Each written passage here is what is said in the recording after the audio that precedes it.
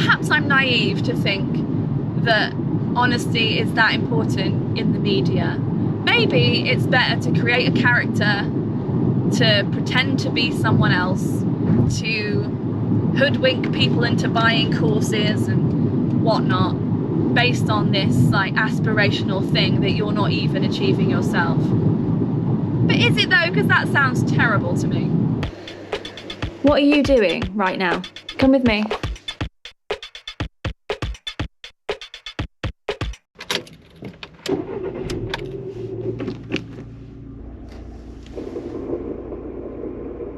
That doesn't sound good, does it? My trusty car, my Seat Altea XL, is coming to the end of its life, so I'd like to take you with me to find its beautiful new replacement. We're going to Newport.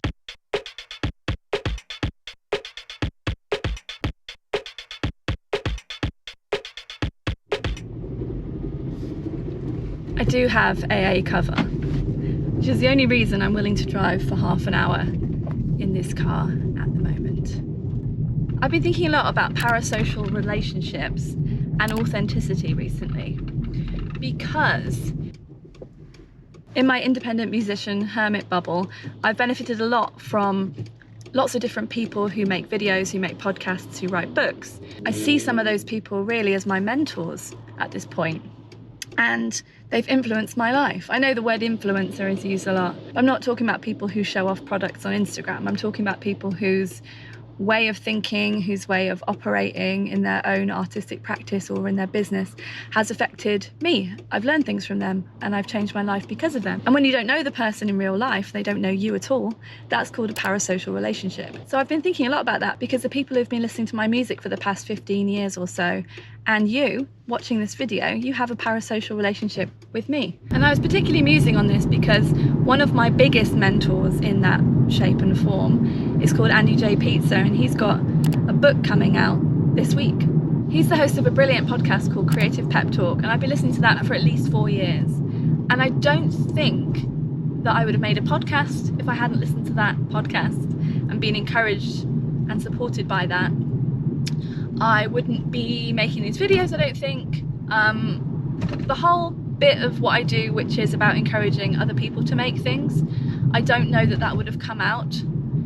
It's always how I felt, but I wasn't directly trying to do anything to sort of help other people do the things that I do, because I was in a state where I didn't think that what I did was that impressive anyway. And I'm not saying that it is impressive, I'm just saying that it is something that is perhaps unusual, certainly something that many other people I think would like to do. And so if I can offer any insight to those things and encourage and support and help other people to feel better about what they're doing, or to have any tips to feel like they're more in control of it, or to share it in more effective ways, things like that, I really want to do those things. That's my motivation for that, is to give people the help I don't feel that I got myself, really. I think that's often why people do these sorts of things. And so authenticity is a huge part of that, because only by being honest about how I did these things, how I write songs, or how I, do my live streams, or how I share my music with other people, how I do this as a full-time job, could it possibly be helpful to someone else? So last week was interesting for me in my parasocial relationships, because another person who I've really followed over the past 2-3 years and learned a lot from and spent a lot of time watching on YouTube is a man called Nate Black, who headed up a channel called Channel Makers, which seemed to be his channel. He seemed to be someone who was sitting in a room making videos to try and help other people, teaching them the things that he knew so that they could do what they wanted to do more effectively. He even sold an online course, which he called his YouTube system, called Project 24. And after watching his videos for a year and a half, something like that, I went in on it. I decided it's time to invest. I felt confident and secure to invest my $400 in his YouTube system Because I spent so much time with the guy. So you can perhaps understand my surprise and disappointment when it came out that Nate was not the only person running the Channel Makers channel. He was not even the boss of the Channel Makers channel, he was an employee of another company. But the whole thing actually upset me because it made me feel like a fool. I felt stupid, and no one likes to feel stupid. And it just made me think about how honesty is so important to me in every aspect of my life, and how I'm really glad that it is, because I know there can never come a day when something happens and all the people who have put their trust in me, people in my correspondence members club, people on my mailing list, people who follow me on social media, there can never come a day when something happens that makes you think, oh my God, she was lying all along. Because I never lie. And that's how to avoid that happening. I used to love this British programme called EastEnders, which is based in London, and it's got all of this drama going on with all these families. I used to watch every episode, and sometimes I'd watch it again on the weekend when they had this omnibus where all of the episodes were smushed together so you could watch it like it was a film. And maybe that was just a really good lesson for me, because there were always these characters who had a big secret that if it came out, their whole life would be ruined. And that just seemed so exhausting, keeping that kind of secret and hiding yourself really from the people around you, to the point where if the truth came out, you're totally f***ed. That's no way to live. Now obviously this Channel Makers thing is nowhere near as dramatic as an EastEnders plotline, but it did really suck. I was not happy last week. And to their credit, when I wrote to them and explained how I felt and explained why, explained who I am and how I've been operating my whole thing for the past 15 plus years, and how important honesty and integrity is to me, they gave me a full refund on the money I paid for the course. So I do really appreciate that. And my argument was just, if there's someone sitting in a room talking as if it's only them, and they never mention an editor, and they never mention a team of researchers and whoever else, then they're selling a lie, because they're sitting there telling you that you can do it too. But they're not doing it in the way that they're telling you to do it. So it would be just like me sitting here talking to you about authenticity and how to do stuff yourself and just keep going and you've got this and la la la. And then the camera pans out and you see that I'm not even really driving this car, and it's on the back of a truck, and there's a makeup department, and there's lighting, and there's a director, and all of that. And you'd be justified in thinking, wow, what a liar. And perhaps I'm naive to think that honesty is that important in the media. Maybe it's better to create a character, to pretend to be someone else, to hoodwink people into buying courses and whatnot, based on this like aspirational thing that you're not even achieving yourself. But is it though? Because that sounds terrible to me. That doesn't sound like any way to live. And maybe I'll always be a niche indie artist, and maybe I'll always have small views on my videos, and maybe I'll always look online and see what everyone else is doing and think, wow, I'm no good because I'm not getting those opportunities. But maybe that's okay, because I will always know that I told the truth, that I was real, that I never pretended to be something I wasn't to impress other people. Because the whole music industry is built on the idea that if you can look more impressive than you currently are, then people will flock to you. So if you look more beautiful or more popular, or if it looks like your song's got more listens than it really genuinely had, or if you can inflate your video view numbers and all that kind of thing, if you can do those things, they call it social proof, then people will follow and go, oh well, this must be good because all of these people like it already. That's worked a lot over the years. But you know what? I'm happy. I'm happy being me. I'm happy being honest. I'm happy not pretending to be younger than I am, or richer than I am, or I don't know, fancier than I am. I'm not fancy. I like a nice flat white. I do enjoy a frothy coffee, yes.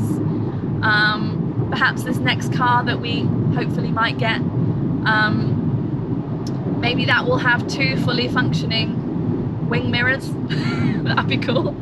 That'd be a step up. Do you know what? If the fan, the heater and the air conditioning work, I'll be so happy. This car has been great to us, but also one of the doors is only open from the inside for the past 5 years or something. The driver's door doesn't open with the central locking, so you've got to like open it with a key. Some of the windows, if you put them down, they'll never go back up again. So I'm just I'm looking for a replacement and a slight upgrade today, and it's horrifying how much cars cost. Welcome to Wales, by the way. We're in Wales. So I suppose what I want to say to you is that I'm never going to lie. It might seem a bit weird sometimes that I might keep saying things that maybe don't matter to you, like my husband doesn't pay my way in life, or there's no label manager, agent, whatever involved in this. If there ever was, I would tell you.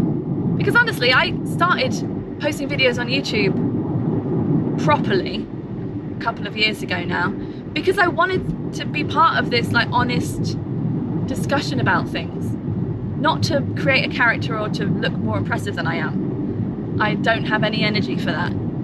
Just don't think I can do that. So I don't know how that comes across. Maybe I'm just sort of insisting on things that don't matter to you, but I feel that they're important. All I can ever really do is go with what feels right? And I'll just keep doing that, and you keep doing what you do, and perhaps we can chat sometimes in the comments. I'd love that. And that's it really.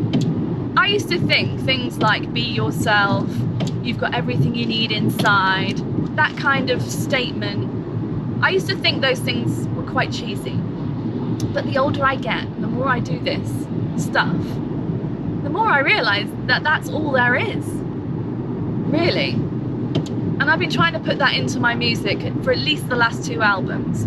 I want my songs to be a space for people to feel their feelings, and often they are sad feelings, but also a place to feel empowered and to feel like being you is enough, because it is enough. I'm not saying that people shouldn't collaborate or work in teams, of course not. But if you are doing that, I think it's really disingenuous to pretend that you're not, to pretend that you're doing it all yourself.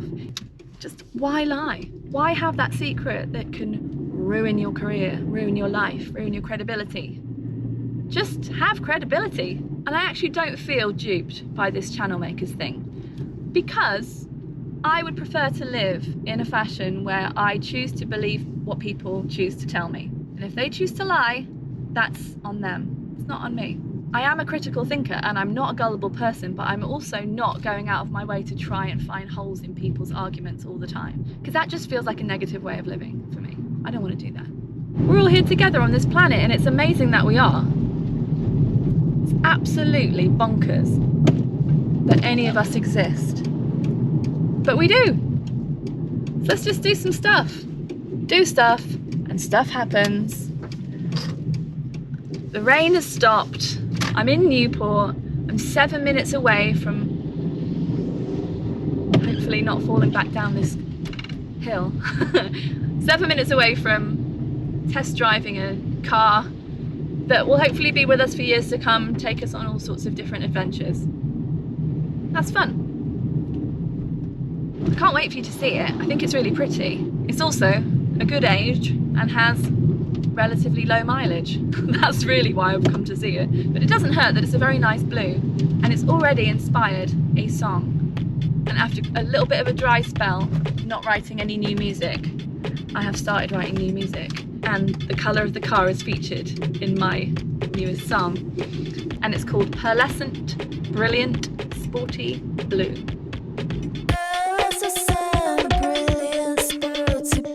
I find myself in Cwmbran. Yeah. This isn't where we're going at all. Oh, hiya. I was just coming to look at one of your cars, but I'm finding it hard to find you. I've failed the test. Test 1 failed, but I think you have. I'll do better. We'll forgive you. Okay, thanks. I'll probably see you in about 30 seconds then. Yeah, probably. Thank you. Bye. Bye. Okay, no worries. Bye. It's over there. I see now that I missed it because it looked too fancy. Got to work on that self-esteem a little bit. Right, let's go see Pearlescent Brilliant Sporty Blue.